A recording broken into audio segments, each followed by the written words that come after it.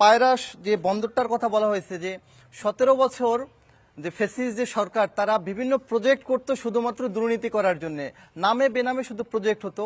আমরা খোঁজ নিয়ে দেখছি পায়রা হয়েছে একটা লস প্রজেক্ট, শুধুমাত্র তাদের পকেট ভারী করার জন্য এই প্রজেক্টটা করা হয়েছে।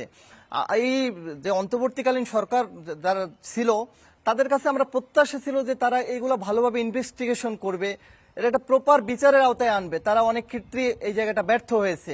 আমরা যারা সরকারে যাব তারা এই জনগণের কাছে কমিটমেন্ট দিয়েছি বিগত সালে যত দুর্নীতি হয়েছে সবকিছুর প্রপার ইনভেস্টিগেশনের মাধ্যমে এটা বিচারের আওতায় নিয়ে আসতে হবে।